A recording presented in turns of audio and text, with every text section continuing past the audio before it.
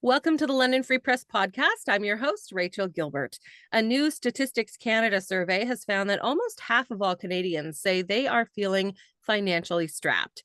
And today I'm talking with London Free Press reporter Jonathan Juha about that survey, how Londoners are faring, and how it's affecting at least one major social service in the city. Hi, Jonathan. How are you? Not too bad on yourself. I'm good. Thank you for joining us again today. You're our podcast all-star lately because we are having you on all the time, but we appreciate you joining us. So let's just go over the survey. First of all, the StatsCan survey that was done. What data were they collecting? What information were they looking for? Okay, so the survey that Statistics Canada did was focusing on that questions about how the rising prices of things, or I guess a little bit of inflation, is affecting people's ability to sort of fulfill their obligations and day-to-day expenses, right? So the key finding that we saw in the survey was that 45% of the people surveyed said that the rising prices were greatly affecting their ability to pay their bills. That compares to 33% of people who responded the same way 2 years ago when the similar survey was completed. Obviously, it's not. I guess it's not coincidence that we're seeing the number of people saying that they're having a hard time going up. Because if you remember, obviously about 2 years ago, it was when a little over 2 years, it was when the Bank of Canada started to increase interest rates as a way to fight inflation, and they aggressively started to increase those. We have up until recently, we had the highest interest rates in almost a decade as well. Well, we're trying to bring, the bank was trying to bring prices down. So obviously, those two factors have combined to make things very tight for people, and the survey is sort of like reflecting how much pain people are going through right now when it comes to their finances. Are people, do we know if people are cutting back on certain things? Did they say if they're cutting back on, groceries, disposable income, entertainment, things like that? What kinds of things are they cutting back on to afford living? Well, the survey itself does not go into detail as to what Canadians are sort of like doing to get by, but anecdotally, we've been hearing a lot uh, about people, obviously cutting down on eating out or on vacations or activities, because obviously as interest rates went up, for example, monthly payments for credit cards, loans, line of credits, mortgages also went up, right? So the amount of disposable income that people had available for sort of like some of those discretionary spending or entertainment spending on entertainment and things like that, it's obviously reduced, right? At the same time, obviously everything is more expensive, gas, the cost of food. We saw obviously the price of produce and all type of food at the supermarket going up over the past 2 years. So that's one of the pressure points. But one of them continues to be also the cost of housing. We have seen rents, home prices, and everything go up over the past several years in London as the city has continued to grow.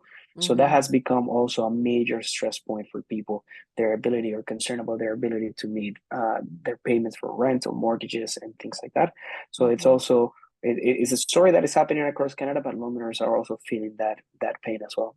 Absolutely. And so where are they turning to for help? Are they getting help from certain social services? Well, I had the opportunity to talk to Glenn Pearson. He's the co-executive director of the food bank, and he mentions how the number of families who have started to go or to receive assistance from them has increased specifically over the past 2 years as well. He mentioned that about they're helping close to 6,000 families every single month. And that doesn't account for the thousands of people that the food bank indirectly helps. The food bank itself has also had to, take over some of the programs that other agencies in the city were providing, so like offering their support so they don't close down. So the number of people who are actually accessing services for food, at least, is it's going up in the city. Um, and it speaks to that as well. Glenn was mentioning how it's not just people who are receiving the help, but also people who are donating. They're also feeling how they have less income to spend on helping or donating. So he was mentioning how people are saying that they're not able to donate to the same extent that they used to a few years ago. So obviously, both ends of the spectrum are feeling the pinch when it comes at least to the people both supporting and receiving help and support from the food bank here locally. So they must be having, since there are fewer donors, a pretty high turnover of all the products that are coming in to help all these newcomers, right? Yeah, obviously, like they rely a lot on the generosity of people, and it becomes harder and harder the less people can give. It becomes harder to meet the demand, which as we mentioned it's growing.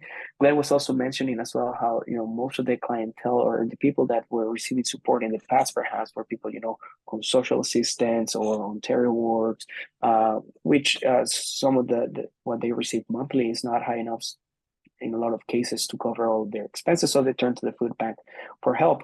But they're also seeing an increase of people, who are working maybe a minimum wage job where, or they're having to work two part times and things like that. Where in the past that was still enough, to cover your rent, pay your bills, cover your food.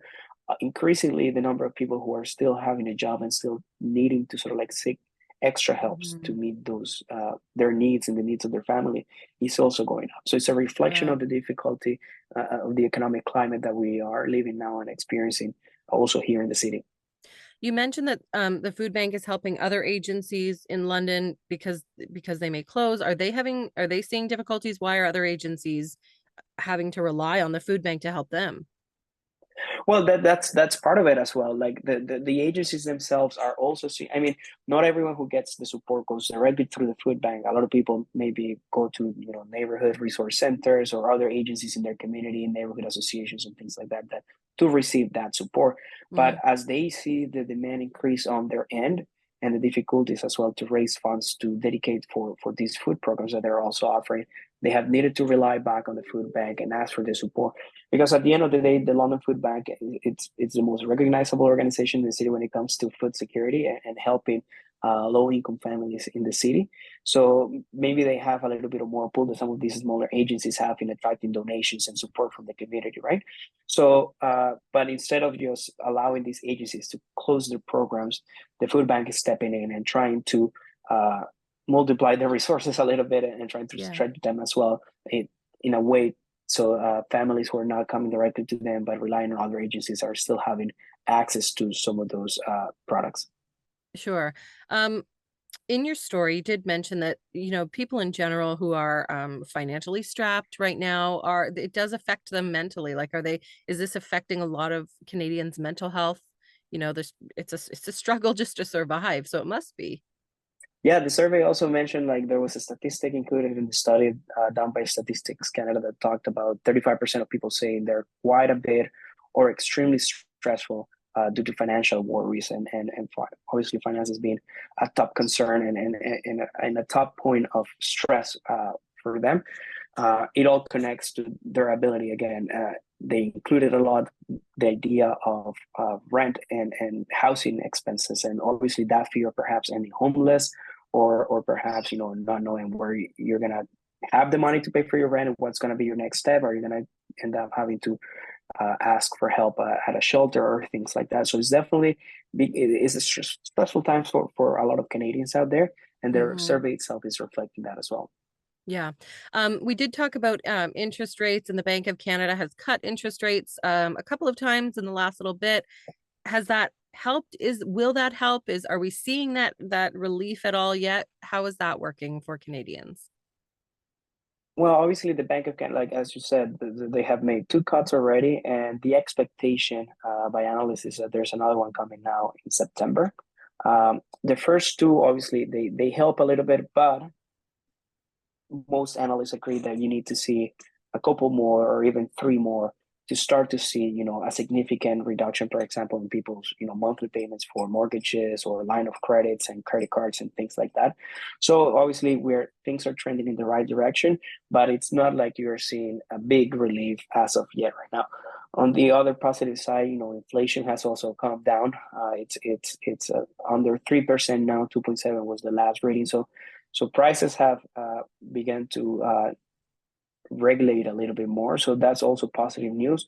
But for people who are still struggling and the additional cuts cannot come fast enough, I think. Mm-hmm. Mm-hmm. And you had a graph in your story about how the average monthly rent for a one-bedroom apartment in London has actually gone down since January of this year. So in about 7 months or so, I think. Why is that? And is that helping at all? I mean, it's only a little bit, but it's something. Well, the thing when it comes to the rental market is we're I mean, it's gone down, especially it's interesting that it's gone down during the summer months, which is usually like a busy season for, people deciding to move into new places and things like that. Mm-hmm. So I guess it speaks a little bit about the market itself also balancing or finding a little bit of balance after years of increases. Like even during the COVID-19 pandemic, across the country, rents started to go down. But in London, we didn't really see that decrease. Why? Because London was attracting people from a lot of parts of other parts of the province, other parts of Canada. So while in general rents were going down here in London, they were increasing and, and continue to go up. So now we're seeing a little bit of Mm-hmm. a relief. Maybe the market has found a little bit of a balance point. So it's a little bit of a relief. But if you compare historically, still the price of a one bedroom is about 1,700, almost 1,800. That's significantly more than it was about 10 years ago, where you can find, one bedroom apartment for $800 and things like that. Yeah, absolutely. In terms of the food bank, we know that they usually have their Thanksgiving food drive. Are there other food drives? Maybe will they be increasing food drives? Of course, you can donate anytime, but if we can help, how can we do that? Well, obviously the food bank also have, the key one that it's coming up is the one around Thanksgiving. Mm-hmm. Wow, one of the main drives.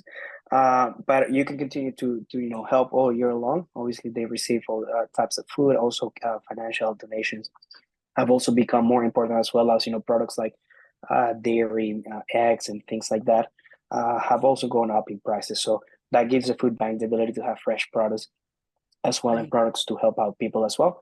So you can always go to the website and figure out ways to help, maybe even donating your time. It's also a big help for the food bank. Uh, but definitely it's hard times for a lot of people, and the number of Londoners also seeking that help is growing. So anything that anyone can spare and support the food bank will have a great impact in the community as well. Absolutely. Well, there's no end to these types of stories right now, unfortunately, but we'll continue to watch your reporting on that. And if you'd like to help the food bank, you can always go to their website and check that out there. Thank you so much, Jonathan, for joining us again today. No, thank you for having me.